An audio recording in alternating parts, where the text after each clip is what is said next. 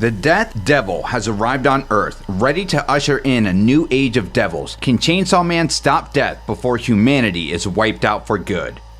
After the aging devil incident, Yoshida tells Denji at the cafe that Segi, Katana Man, Haruka, and Nobana are now public safety prisoners, though he doubts Denji cares. Denji then recalls what happened after he found Nayata's severed head. Asa defeated him and flattened a large part of Tokyo using the Statue of Liberty. Seeing her regenerated arms, Denji wonders if there's anything normal about her, prompting Yoru to burst out laughing. She reveals she is the War Devil and that her host is on the brink of a breakdown from the countless lives she has ended, leaving him stunned. As she boasts about having everyone under her control, Denji interrupts, asking whether it was her or Asa who pulled a Shinji hands on him. Amused, Yoru offers to tell him if he eats his own hand, which Denji eagerly agrees to do. Yoshida comments on Yoru's clear victory over Pochita, questioning why she hasn't turned Denji into a weapon yet. Yoru responds that Denji is already like a pet to her, and she's enjoying it, but Yoshida urges her to finish the job. He warns that the Death Devil's arrival is near, and the only hope any nation has to defeat her is by turning Denji into a mindless weapon. Denji asks if everything, his destroyed home and Nayata's demise, was just to make him a weapon, but Yoshida only smirks.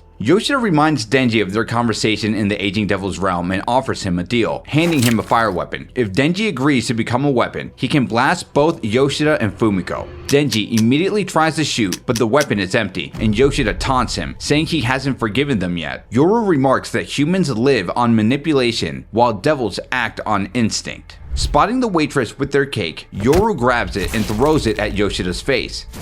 Denji shouts at her for wasting food, but she replies she can do what she wants because she's a devil. Before Yoshida can react, Yoru points at him and says, "Bang." Yoru's finger bullet misses Yoshida on purpose, sparing him. Grinning, she grabs Denji and leads him out through the hole she made with the ripcord, teasing that she'll show him how devils have fun. As they land outside, two civilians spot Denji and assume he's another pseudo Chainsaw Man, but Yoru blasts a hole through one of them. Denji yells at her for taking out a civilian, but she calls him a hypocrite, reminding him that his last plan involved consuming people. As another bystander tries to call them out, Denji distracts Yoru by suggesting they go get something to eat. She entertains the idea, and he leads her away from the growing crowd, biting her finger somewhat to prevent any more casualties. They arrive at Man Chinese restaurant, now a rundown place. Denji complains about the state of it, but Yoru finds frozen pot stickers in the freezer and offers to cook. When the manager appears with a cleaver, threatening to call the police, Yoru takes him out before Denji can stop her. Ignoring Denji's horror, she insists on cooking for him, and soon they are eating dumplings under the moonlight as a fire rages on.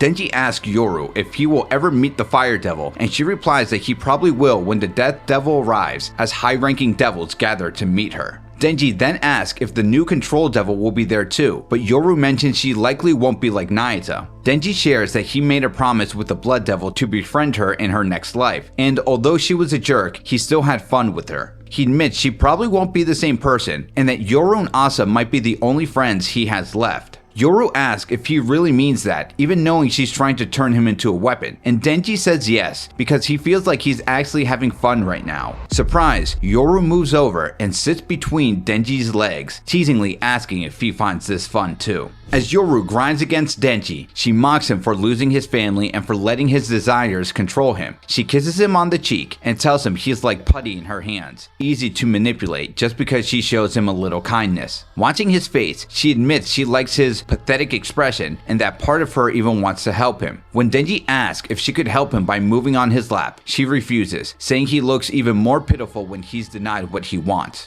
Denji asks if she hates him, but Yoru replies that not only does Asa like him, but since they share the same brain, she does too. Denji asks if that's really true and she confirms it. He begins to cry. Yoru shouts that she wants to see him cry, but Denji simply says he's just glad someone still likes him.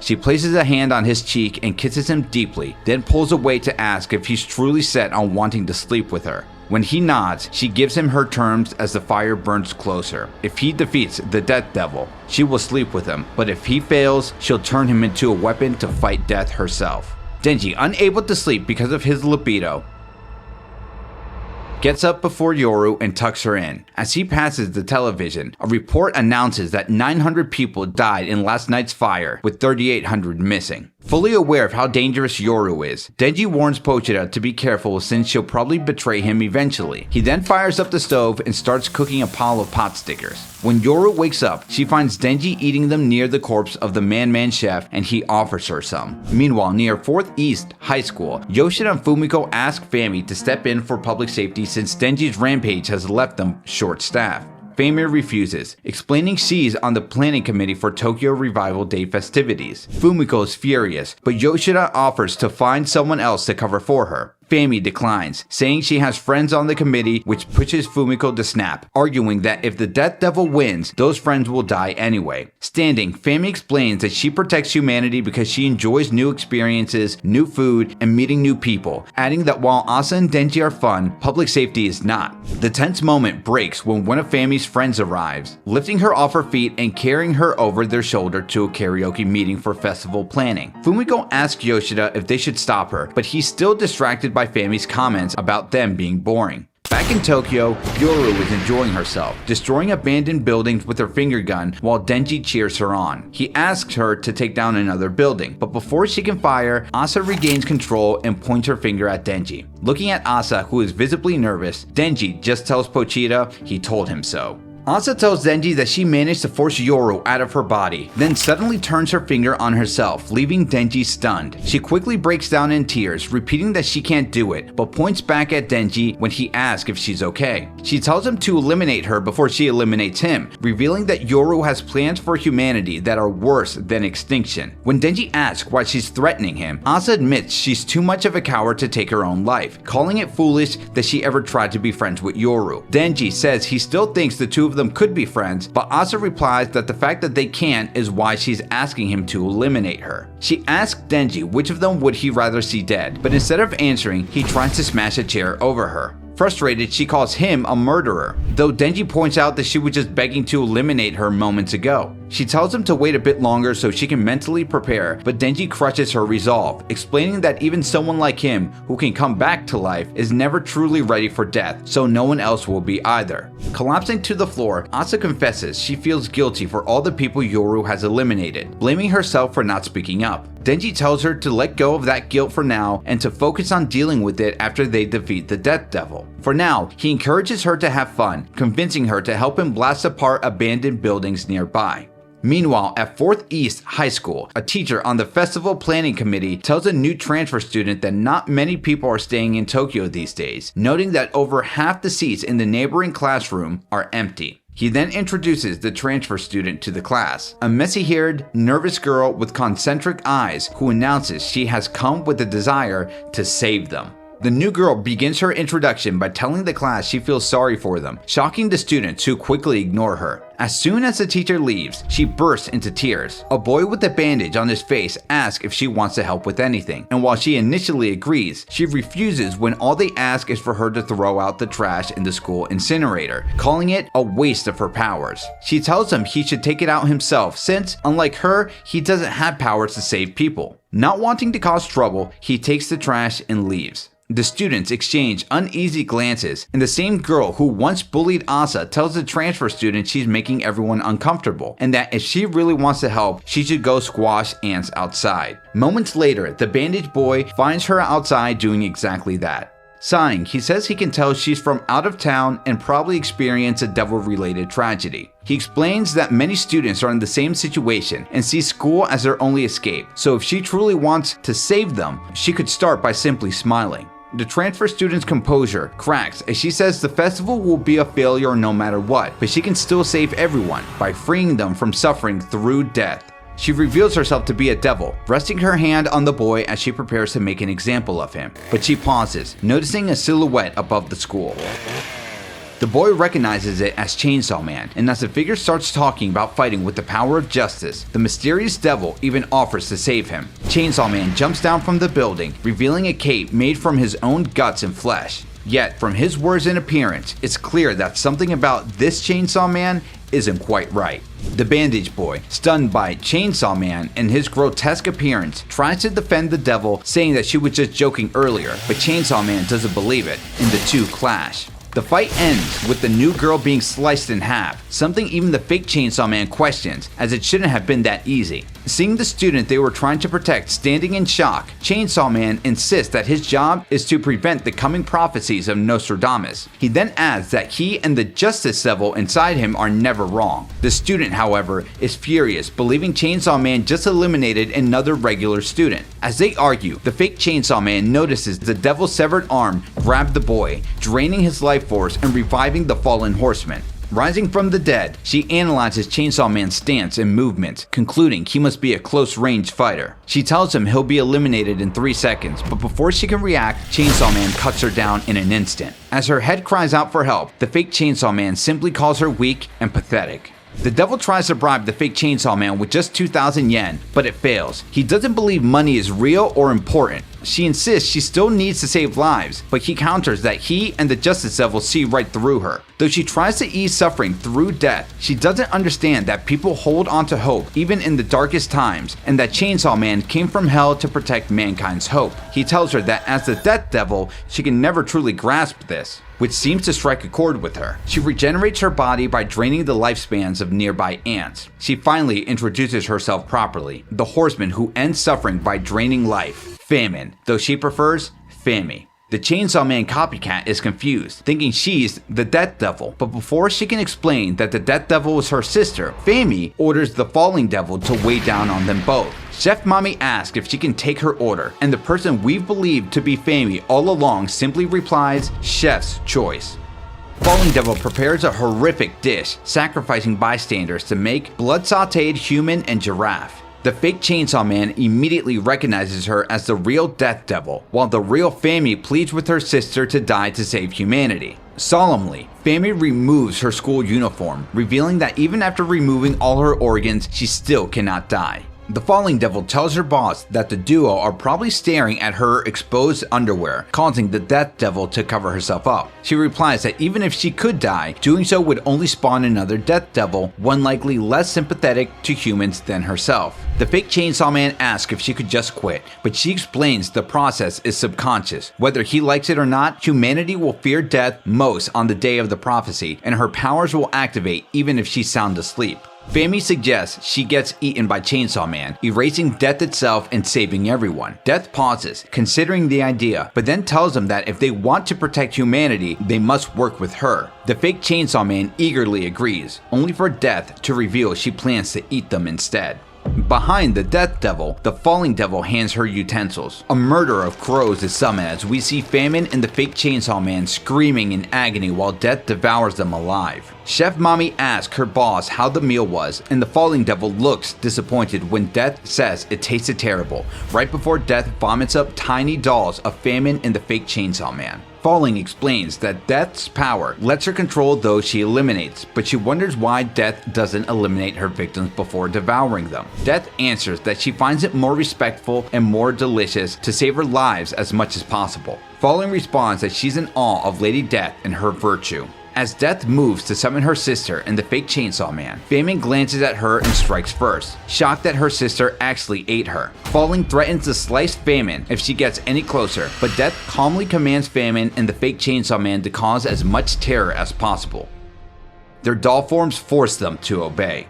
Elsewhere, we see Asa trying to shoot the setting sun just because she hates sunburns, but nothing happens. Denji tells her he got her a bread bun from the convenience store. Skeptical, Asa questions how he managed that without a job, and Denji admits he looted a wallet off a corpse. She calls it gross, but Denji shrugs, telling her not to eat it if she doesn't want to. He's not forcing her. Still, she takes a bite and enjoys it, before mumbling about the additives it must be full of. Denji repeats that she doesn't have to eat it, but Asa retorts that it's fine since she's a toxic woman anyway. She admits he was right. She should just live for fun instead of worrying about the bad stuff that gets in the way. Denji asks if he actually told her that, and she confirms it, explaining that she used to hate cheerful people for pretending everything was fine, but now she realizes that they were just handling hardships differently. After finishing the bun, she smiles, only for Yoru to take over and ask for some post-meal exercise. Denji rides her around Tokyo, letting Yoru take out any pseudo-chainsaw men they come across, the two laughing and smiling, until they suddenly run into the fake Chainsaw Man.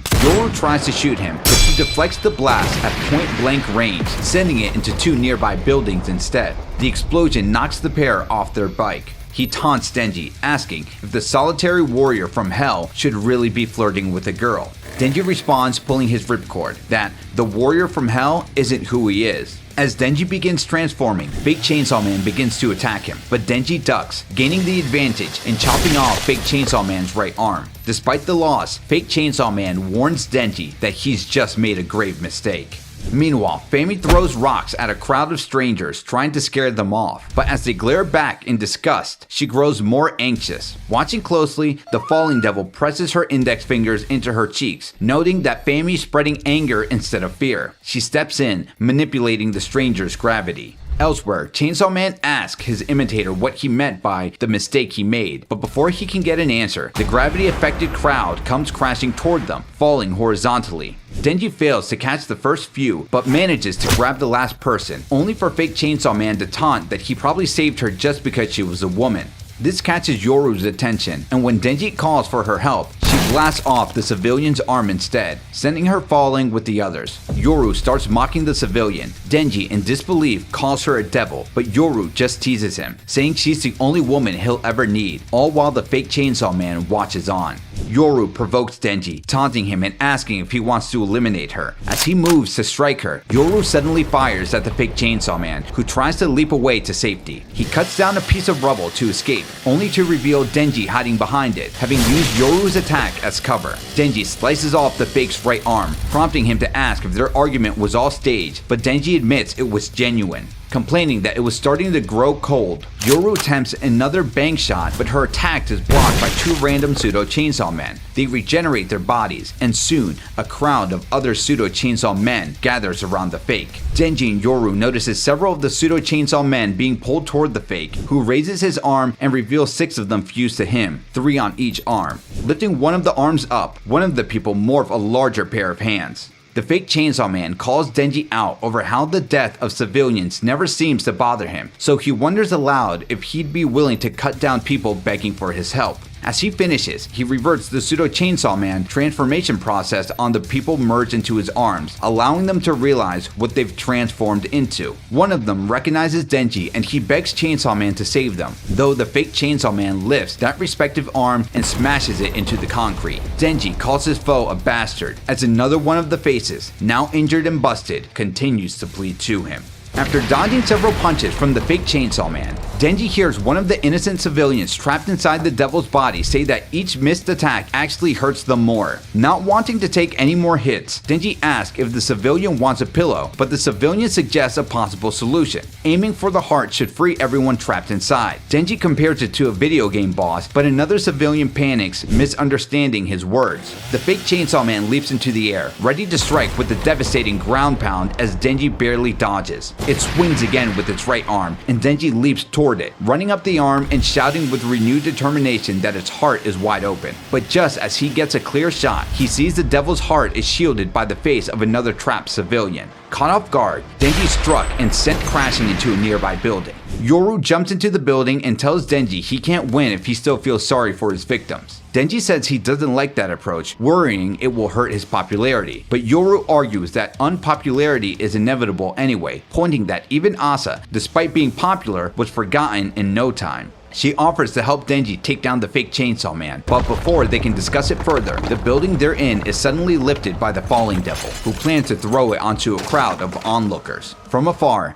Fami watches in terror. As Asa and Denji float through the sky, Yoru notes that the building they're in is now in ruins. Realizing that means no one owns it, she claims it as her own and transforms it into a sword. Denji catches her from the fall, but the impact on his feet causes them to fall as well. Spotting the Falling Devil in the distance, Yoru charges after her, confident she can take down the primal fear. But she warns Denji that if he doesn't deal with the Fake Chainsaw Man before she gets back, she'll handle it herself. Innocent lives be damned. Left with no other choice, Denji tries to negotiate as the Fake Chainsaw Man approaches, hoping to free the humans trapped inside, but his efforts are ignored. Chastising the Fake for crossing on a red light, Denji dodges its attacks, then decapitates and bisects the devil's body. freeing the trapped civilian as he stares down at his defeated doppelganger. He tries to thank those who helped, even attempting to lighten the mood with the video game reference he made earlier. But seeing Chainsaw Man covered in the remains of his captor scares them away. Denji seems to take it in stride. Before he can look for Yoru, a voice compliments his strength. Suddenly, the long-awaited fire devil appears. Denji immediately asks if it wants to fight, but it declines. Then asks a question, revealing it was inside the fake Chainsaw Man all along. Does Denji recognize the face of the fake's human form?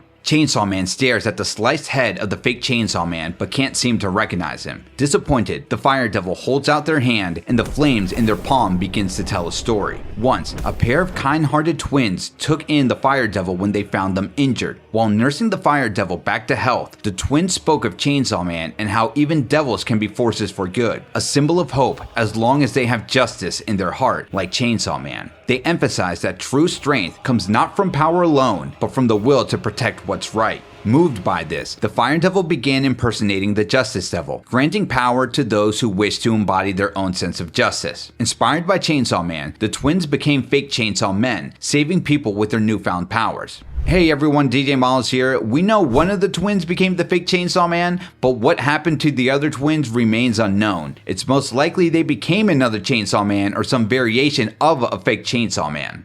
However, the younger twin was later taken hostage by the Cockroach Devil and was left to perish, allowed to fall by Denji so he could save the cat. Vindictively, the Fire Devil asks Denji if he remembers the older twin's face now. Denji doesn't answer. The Fire Devil laments how the twin felt betrayed and swore revenge, and scolds Denji for not remembering him, though it's understandable since Denji is still just a devil. Denji asks if they want an apology since he doesn't fully understand what he did wrong. The Fire Devil says they want to force a new choice on him and insists he not repeat the same mistake. Before they can explain further, a skyscraper crashes nearby and the Fire Devil vanishes. Buried in the rubble is Yoru, insisting she isn't losing, even though she and Denji both know the truth. She asks if he wants to save her and tells him to speak up. She shouts yes and he agrees, just as the Falling Devil appears in front of him. Noticing Chef Mami's large chest, Denji jokingly calls her Chest Woman, but Yoru quickly corrects him, reminding him it's the Falling Devil. Yoru urges Denji to save her first because of their opponent's strength, something Falling allows since her role is only to spread terror, not to take lives. To demonstrate, Falling tears several skyscrapers from their foundations, suspending them precariously above crowds of civilians. Enraged, Denji charges as Yoru shouts for him to stop.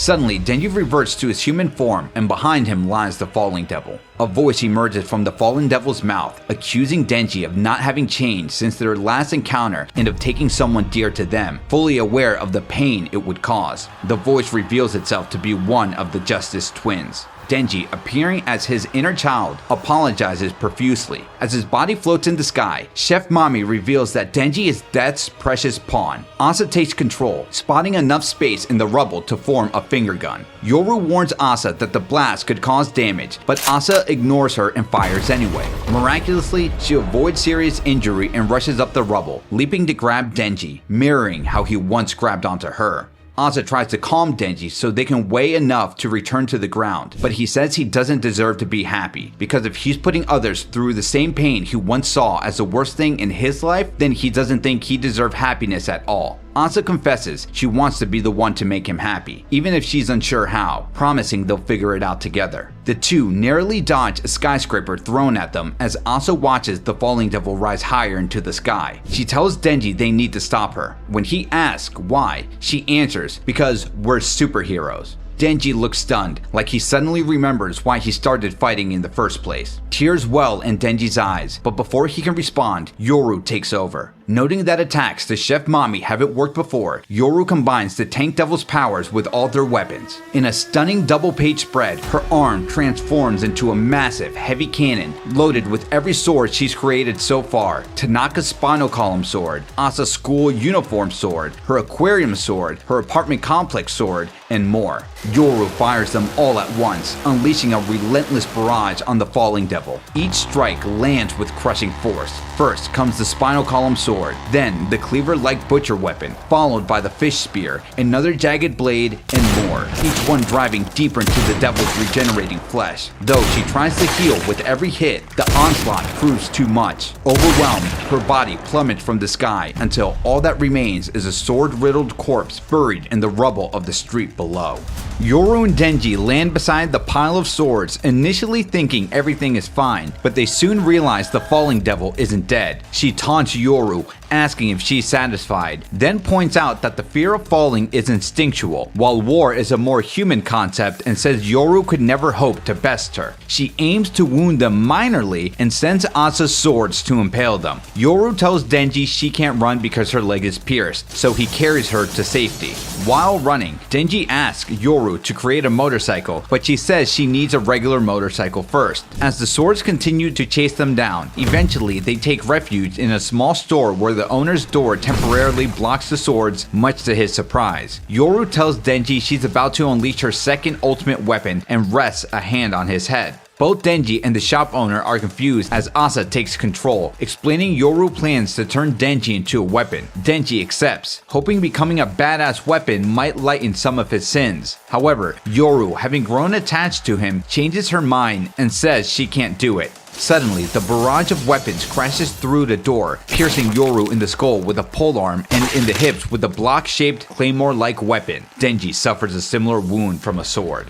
The falling devil slowly enters the room, sarcastically claiming she was holding back and that this proves the war devil wasn't a real threat, while reflecting on how terrifying she once was, only for Yoru to suddenly vanish right before her eyes. The war devil then reappears on the falling devil's back, impaling her with one of her swords, but the falling devil counters by firing a blast behind her. She gasps, thinking she just died, but Yoru retaliates by eviscerating her with a sword. Chef Mami then attempts another strike, but Yoru grabs the primal fear's piercing limbs and crushes them. Despite the falling devil twisting Yoru's arm in response, Yoru still Hulk smashes her, smashing the falling devil's torso until it disappears, while tearfully wondering why she seemed to forget something so important, or rather, why she had just remembered it. With her enemy finally incapacitated, Yoru approaches Denji, only to notice a breaking news story. The report reveals that, due to recent events, all-out war has erupted between the United States and the Soviet Union. The US has deployed a weapon, originally designed to eliminate devils, on several Soviet cities. An assistant provides the anchorman with more details, explaining the weapon was used to accelerate the war's end and is powered by uranium and plutonium, atomic energy. Shocked, Yoru realizes humanity has reinvented nuclear weapons. Upon recalling nuclear weapons, Yoru wonders why she remembered the nuclear weapons devil, her top favorite devil, since it was eaten by the original Chainsaw Man. She glances at Denji, wondering if he somehow puked it out, then laughs quietly to herself. The war devil realizes this memory resurfaced because America reinvented nuclear weapons from scratch during its war with the Soviet Union, while a giant jumbo screen shows Americans cheering at the destructive horror. Meanwhile, the falling devil regenerates from Yoru's brutal attack and tries to fight back, only for Yoru to suddenly appear right behind her. Flashing a peace sign, Yoru declares victory and transforms the primal fear into a new outfit, commenting that she was cold. The falling devil, unable to believe her defeat, unravels into spaghetti-like strands while Yoru's memories flood back. Yoru smiles with gleeful clarity, stating she doesn't love Denji, but rather she's in love with America. She thanks the country for making her powerful, terrifying, and irresistible, all while the falling devil's unraveled strands begin to merge and morph with Yoru.